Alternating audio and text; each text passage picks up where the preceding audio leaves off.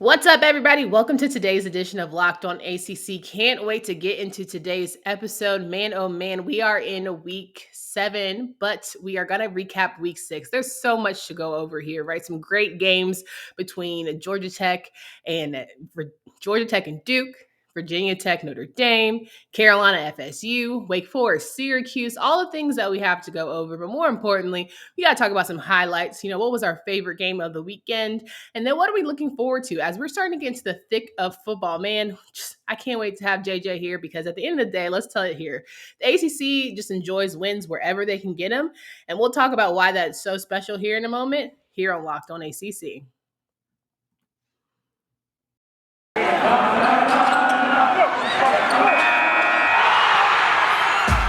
Locked On ACC, your daily podcast on the Atlantic Coast Conference. Part of the Locked On Podcast Network, your team every day.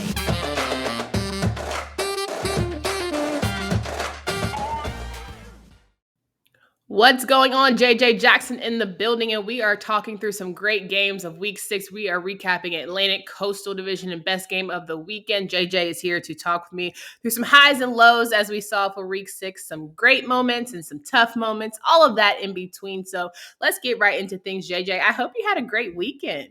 Yeah, Candace, same to you. It was a good weekend. More football was played. Not as much ACC football as we've seen in the past few weeks because we're in the middle of the season where several teams are taking their bye weeks and that sort of thing. But, boy, we were still treated with several great games across the country. The number one team in Alabama lost a football game as the ACC continues to kind of settle its hierarchy and footprint. A lot of good stuff happened this weekend, so I can't complain.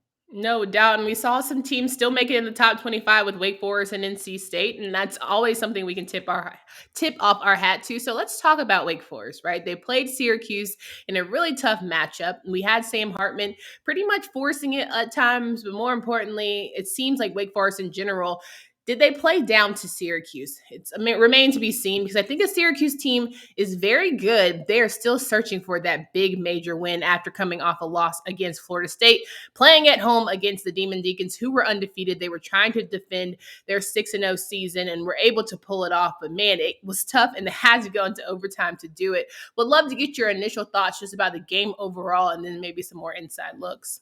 Incredible game. I mean, what a fun one we got to watch between Wake Forest and Syracuse. Wake Forest now on sort of this national scale, right? As a top 20 team in the country, with the ACC having so much uncertainty in the conference, more eyes are on Winston-Salem and what Dave Clawson's able to do with that program. Sam Hartman is somebody we talk about week in and week out, and he had another solid performance at quarterback for Wake Forest. Syracuse had opportunities to really win this football game. I mean, they had a lead at halftime. They found a way to get the lead again towards the end of the third quarter and into the fourth.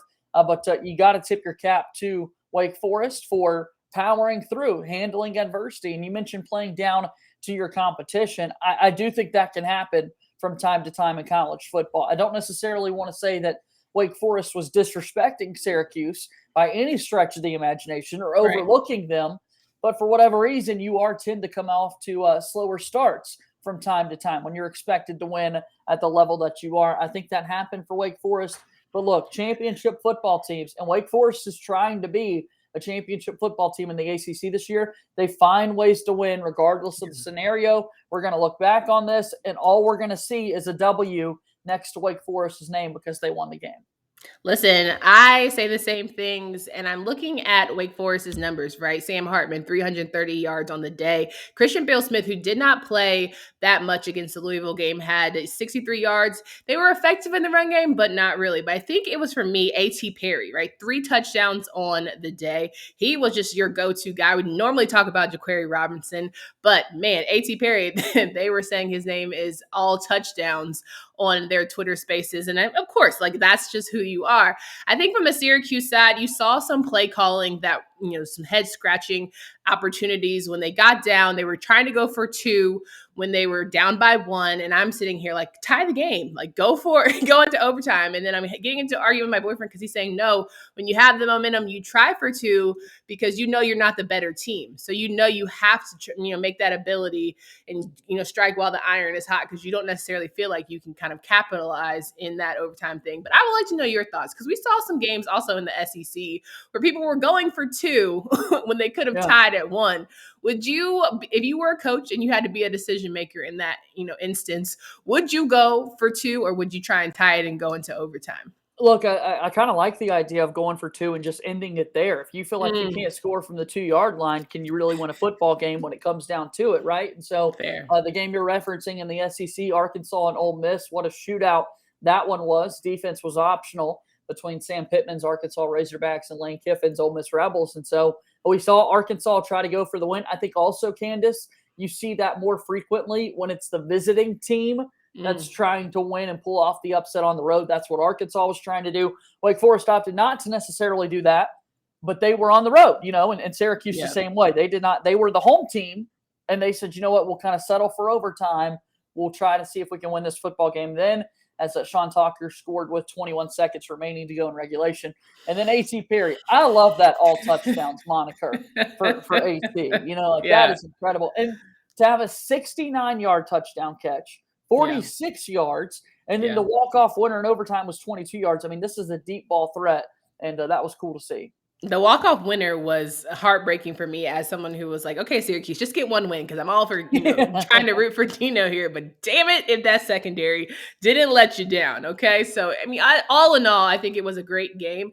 Very eye-opening that some decisions are going to have to be made up there in Syracuse. But, 37-40 loss, trying to find your bearings and still have a long way to go with some great teams that you have left to play as the Orange. But Wake Forest, they are still very much in control of their own destiny. They have 2 great teams they still have to face, in my opinion, against NC State and Boston College.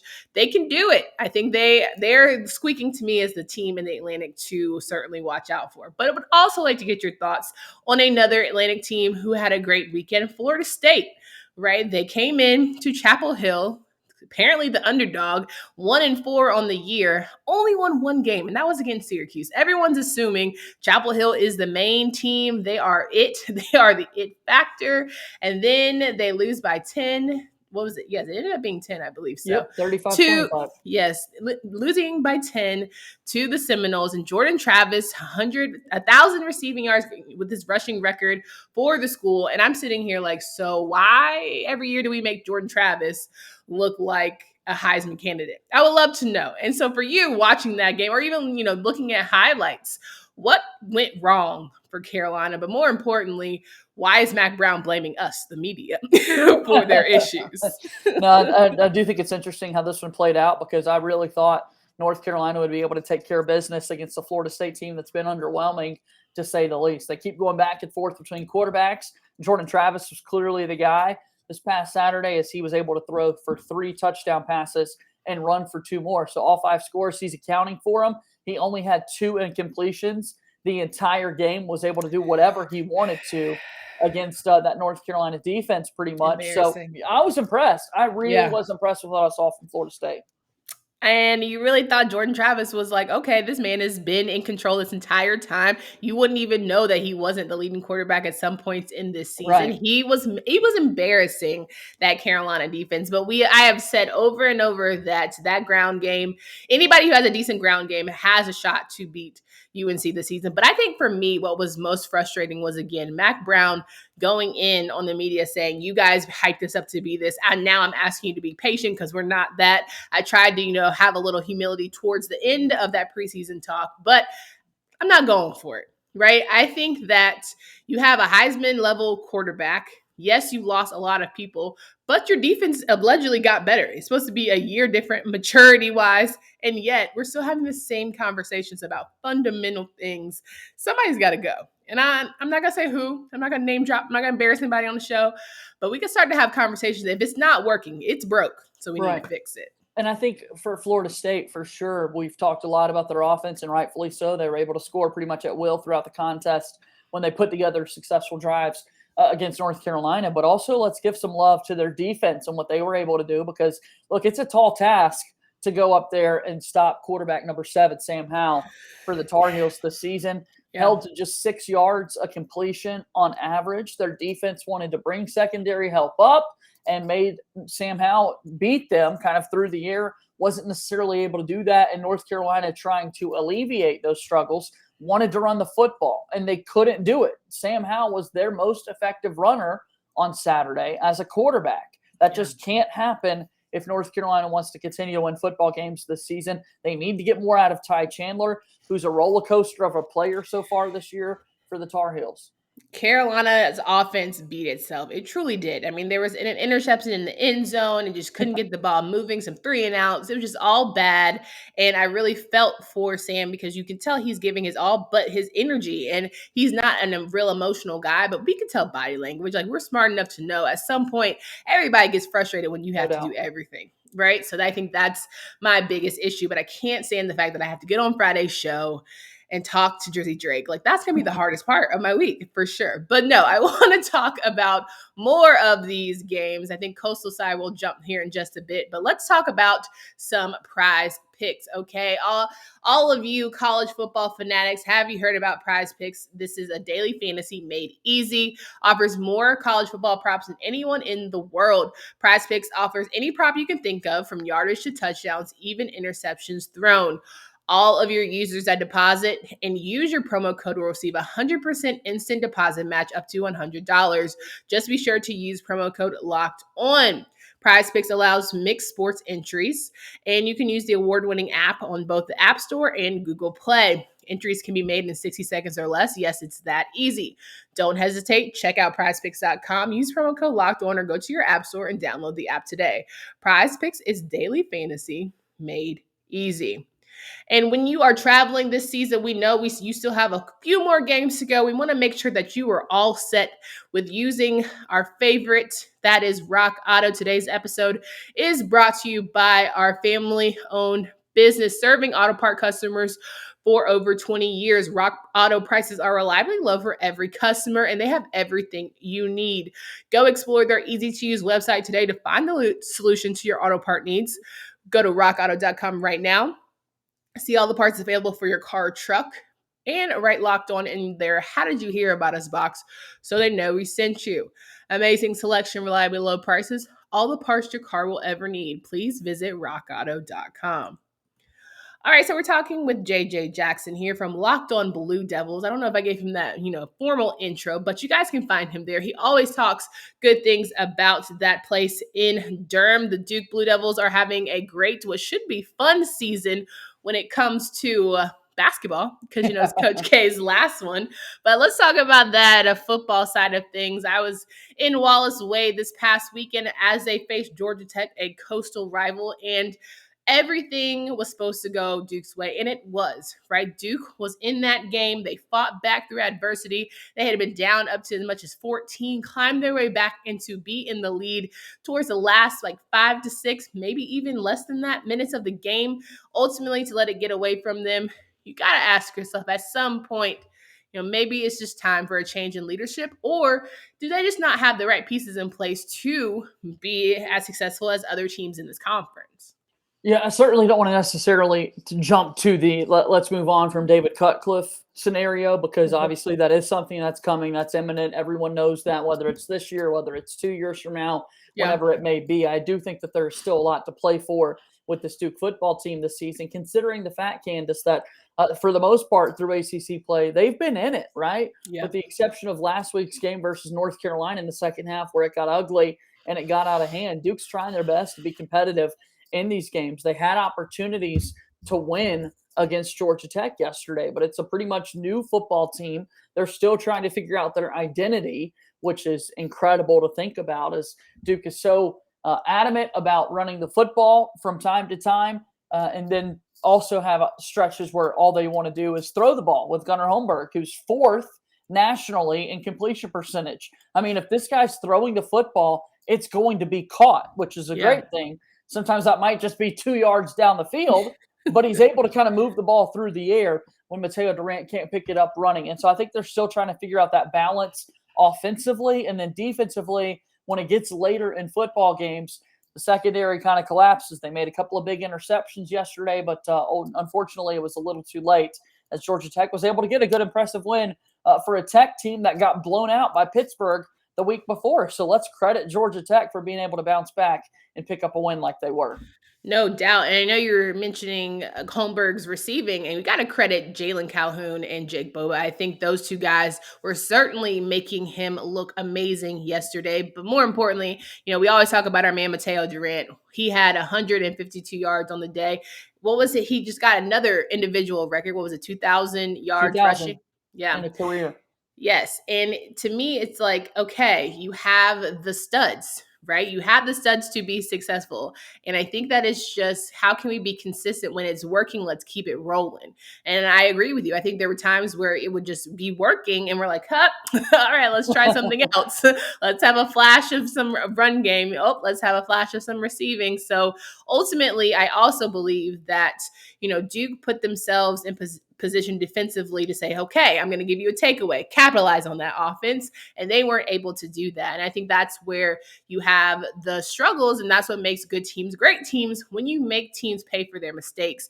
And Georgia Tech made plenty of them. They got Duke in that game. And Jeff Sims, I think that was, for me, his accuracy yesterday was wildly off. And I was just like, hey, anybody could tip this man off. Like, that was just something I was expecting to see a little bit better from. But his run game certainly was great. Jahmyr Gibbs was great on the day. But ultimately, it was Duke's game that slipped out of their hands. Final play, getting an interception. And then the other thing, too, that needs to be said is, you talk about play calling or decisions that a head coach makes. And there were moments in the football game yesterday where Duke would face 4th and 1 in the scoring zone, just outside of the red zone. And Duke would decide to keep the offense out on the field and not pick up points. Later in the game, similar scenario, what is Duke going to do? Coach Cutcliffe decides to kick, and Charlie Hamm misses field goal. He was 2 for 4 yesterday in those spots. That's 6 points left on the board. Duke lost by 4. So kicking is just a part of a game. I feel like in football, oftentimes we don't discuss that as much as we probably should, but there are 3 phases to the game, and special teams is certainly one of those. And Charlie Hamm just didn't make his kicks yesterday, and that would have helped Duke out. Man, Charlie Hamm had a day. And I think that's like, you try and trust your kicker, but then when they make multiple mistakes, you're like, okay, I'm not going to put as much trust in you. But this is a roll the dice game. You have to look someone in the eye and say, hey, can you deliver for me? And of course they're going to say yes, and they want to, but he just couldn't get it done as much as they should have. But you're absolutely right in that regard. And so to me, it's tough. Again, I see a coach cut and I'm saying, yes, the X's and O's, the history behind, you want to see who Duke can be because you see the great gems and the people that they have. Shout out to Daniel Jones. Unfortunately, I was watching the Giants game today. My man got a concussion. He was trying to go in the end zone. And I'm like, not your job, my guy. Not your job. But, I'm sure he'll get a check-in call from Coach Cut later. Yeah. But I think it's just one of those things where I want better for Duke, because I know when you don't do well, people just start looking around. And, you're like, okay, what kind of changes do we need? And so maybe they'll figure it out. We still have a long season to go. I mean, Duke's still sitting at 4th place in the Coastal. That's just something that I'm sure, a lot of people wrote them off the beginning of the season, and there are other teams that can certainly fit the bill for being worse than we expected. And then the last thing on Duke, and this will apply to a couple other teams in the ACC, for me at least, you mentioned being 4th in the Coastal and where Duke is at through their first 6 games this season. Keep in mind, this is a Duke football team that their first 4 games of the season were all non-conference competition, right? Some teams split it up. You'll play some non-conference games later in the year, or perhaps your big rivalry game at the end of the season. Speaking of a team like Georgia Tech, when they take on Georgia every year. So there is room for Duke to pick up wins because they still have those ACC games left on the schedule. We look at the North Carolina team, they've played 6 games. It feels like all of them, 7 of them, even more than they've played, have all been in conference competition and that sort of thing. So Duke is certainly not the only team that's in this spot in terms of having knocked out all of the non-conference games before jumping into strictly ACC play. But from a strategic kind of going into the backstretch of the season standpoint, that could be a good thing for a Duke football team that's trying to make up ground, because you know exactly what you have to do. You're not thinking about games in week 1 or week 2 in the ACC that you should have won. It doesn't matter. Those games are still ahead of you. No doubt. And their next home game will be against Pitt. Well, that one will be fun. That's for sure. But anything can happen in the Coastal. I certainly believe that. Final game, we want to talk about Virginia and Louisville. Virginia's starting to feel himself a little bit, right? They're rolling. They beat Louisville 34-33. Brendan Armstrong having a day per usual, right? But I don't know if it said more about Louisville, yesterday, or not even yesterday, on Saturday, or it said more about this Virginia team who's trying to fight back and find ways to win. No, I think that this football game was great for Virginia. It was a much needed win for them. As we keep talking about Brennan Armstrong, my goodness, the dude threw 60 passes, Candace, in a football game and completed 40 of them. Unbelievable. 487 yards, 13 shy of 500. Incredible effort from him. Yeah. And awesome to see Virginia get back in the win column once again after defeating Miami in the Thursday night game last week. And, of course, coming off the loss to both Wake Forest and North Carolina. Consecutive victories for Virginia. We'll see if they can continue to build on this momentum. Up next for the Cavaliers are the Duke Blue Devils, who we just talked about a moment ago, as they will host them in Charlottesville. So what a big win it was for Virginia. Yeah, and I'm thinking you talk about coastal rivals and matchups. I think that Duke could really use that pick-me-up, and maybe they're a pissed-off team trying to look for that win against Virginia. Maybe Virginia's feeling themselves a little too much after skating by, Louisville. So it'll be a fun one for sure. And before we get to the best game of the weekend, we are going to make sure we take a break right here to remind you guys, if you had the opportunity to bet, I hope that you still got some money left after Saturday. If you're betting on the NFL right now, you are sitting here like, man, what happened after Monday night? I don't know if I should keep going, but hey, I strongly encourage you to hit up BetOnline, the fastest and easiest way to bet on all sports action. Number one spot for all the pro and college football this season with a new updated site and interface. They've got more odds, props, and contests. You can head to that website today or use your mobile device and receive 50% welcome bonus on your first deposit. Don't forget to use promo code Locked On to receive your bonus. From football, basketball, boxing, right to your favorite Vegas casino games, you got to take advantage of all the offers available to you. BetOnline is the fastest and easiest way to bet on all sports. BetOnline is definitely where the game starts. Now, I've told you guys many times before, but as we're getting ready for the winter season, we want to make sure you guys are nice and right, as you might have some winter outings. You never know what you're going to do. Maybe you have a speaking engagement that you want to go to, but we want to make sure you're equipped with SweatBlock. These wipes are doctor-created, doctor-recommended, and work for up to 7 days per use. They are the best seller for the past 10 years at over 13,000 reviews, currently number one in Amazon for antiperspirant category. You can wear what you want. It's your little secret to confidence. I promise you, it is a must-have for your seasons where you just are trying to be on the go. I know this will sound too good to be true, but I've heard many good things from friends and family about using SweatBlock once or twice a week, and it keeps them dry the whole time. No more pitting out and no more picking clothes based on which one will hide the sweat better. If you or someone you love is dealing with this, you have to check out SweatBlock. You can get it today for 20% off at sweatblock.com with promo code Locked On or at CVS. So we're wrapping up the show here with, I almost said AJ, but I meant JJ, okay? That's Something tomorrow. about AJ's name. That is tomorrow's show. We have power rankings there, but JJ Jackson rounding out week 6. Were there any good things that you saw from week 6 from any teams in the conference? I know there weren't a lot, but there was still, enough playing. Were there any lows that you're sitting here scratching your head hoping it gets better? Yeah, no, I think certainly the high would be Wake Forest finding a way to get that victory in overtime versus a Syracuse team that's trending in the right direction, I believe. And I think for a low, it would absolutely be North Carolina with what they did against Florida State over the weekend. This is a Tar Heel team that needs to regroup and get back to a better level playing field. You want to make sure for sure you get into bowl eligibility. And I think North Carolina will get there. But 6 weeks into the year, I mean, no one thought this North Carolina team would be 3-3 6 weeks into the season. It's amazing. We haven't even touched on this, that Mac Brown has never beat Florida State, that being his alma mater, as he was a running back for the Seminoles back in the 70s and still never beat that football team. I guess he never might get that opportunity depending on how many more seasons Mac Brown goes at it as the coach of the Tar Heels. So I'd say the high would be Wake Forest, and then the low would be the play of North Carolina from this past weekend. I absolutely do not disagree. And I will even say the highest FSU, they're figuring out a way to win. They are staying with one quarterback. Congrats to them for being on a roll and having the confidence they need to not be the team that's known for losing to Jacksonville State and letting that be their marker for the year, right? They are bouncing every single game, taking one, play at a time, winning at home, winning away. I think that's what Norvell certainly wants to see out of his guys. And more importantly, some lows, Syracuse, right? You've got Dino Babers. You've got, their offensive coordinator who clearly have a disconnect. But in the high that you found your quarterback, the low is that you still can't get it done, right? At the end of the day, all we care about is wins here. That's what people are going to remember you most by. So they have to figure out a way to seal wins from start to finish. You can be up, but make sure you get it done when the clocks hit 0-0.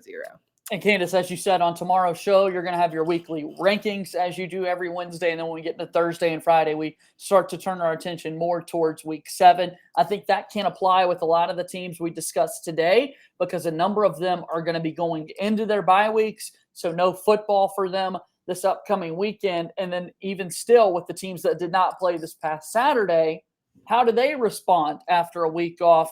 The likes of Clemson, on the road at Syracuse. That's a pretty difficult game to come back into a Friday night in the Carrier Dome where they're going to want to upset Clemson like they've done in years past before. And then a team like NC State coming off a bye against a Boston College team that also was not in action this past week. I'm excited to see them get back on the football field.